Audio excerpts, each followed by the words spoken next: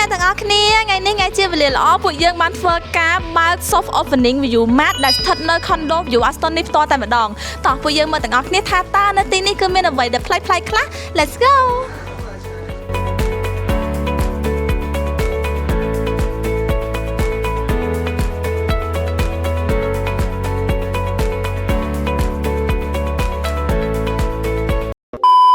Hello បងពងធ្វើអីគេហ្នឹងបងមើលទិញនំអញ្ចឹងហើយនំនេះអីគេដែរបងនំជូកូឡេតអូវ៉ាន់ទីនអត់ដែលឃើញមានទេឥឡូវចាំសាកមើលអញ្ចឹងហើយមកមានអារម្មណ៍មិនដែរនៅពេលដែលបានចូលមកដល់ View Mart នេះមានអារម្មណ៍ថាភើបមែនតើដោយសារមើលអត់អីដោយសារនៅនេះគឺអីវ៉ាន់មិនយើងគឺមានតំណែងតាំងពីចិន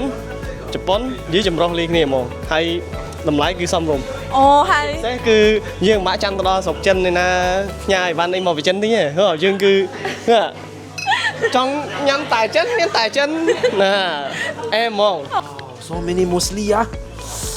Oi This is good This is good Hello ចា Hello Okay may I ask what do you feel about today soft opening of our View Mart We have long waited this time already So finally it open now we are the first batch customer who come and buy it Yes Let's go and shopping now Okay thank you ចា Thank you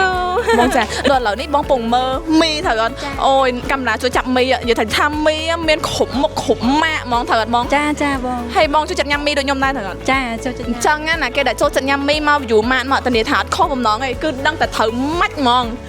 អូខេអរគុណមកអរគុណមកអូខេអញ្ចឹងអ្នកទាំងអស់គ្នាបើសិនជាចង់បាននំចំណីឬក៏ skin care អីក៏ដោយទៅនៅក្នុង View Mart នេះគឺមានសពគ្រប់ទាំងអស់ហ្មងអ្នកទាំងអស់គ្នាអាចមកអញ្ជើញនៅ View Mart យើងបានណាដែលស្ថិតនៅក្នុង View Aston Condo តតែម្ដងអូខេអរគុណ